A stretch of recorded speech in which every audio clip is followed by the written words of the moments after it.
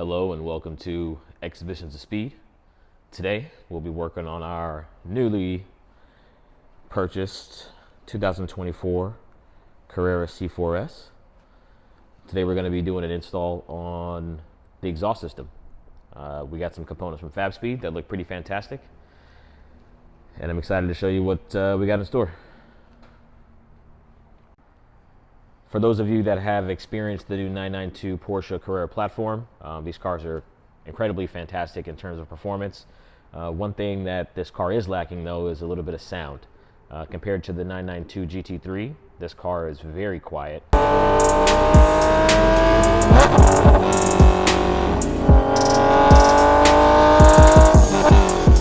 But with the twin turbos, we want to find a way to let those sing a little bit, give the car a little more presence, and hopefully pick up some power in the process.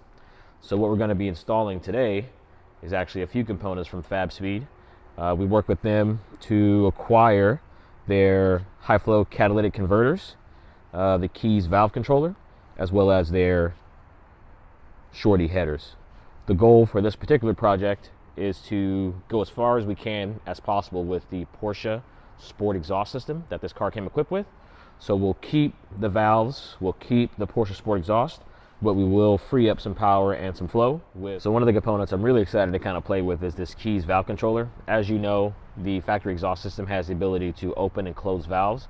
However, the factory computer doesn't allow the valves to open completely. So even if you go valves open, you only have maybe 20% of the flow path that you normally would get out of the valves. The KIES controller actually allows you to open the valves up completely and give you a little more sound, more flow, and of course those turbo noises and back pops that we all love. So we'll get these all installed together and see how it sounds. All right, so we're starting off with the installation of the KIES valve controller. One of the things that's pretty tricky once you get this cover off is working around the Aero kit spoiler. So it can be a little bit weird trying to drop that KIES connection down through a solid area. So what I like to use for this little part of the project is one of these small little flexible ties with a piece of tape on the end.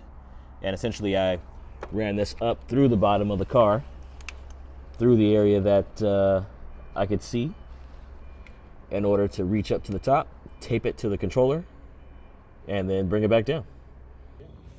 One thing to mention is that you will have to cut or remove your factory turbo heat shields, as they will not fit with the new headers. So this is a cool little visual. Got the first header off and you can see the difference. The factory one looking pretty restrictive compared to what you've got from Fabspeed. Next up, we'll finish installing the rest of these components, get the car fired up, and see what she sounds like.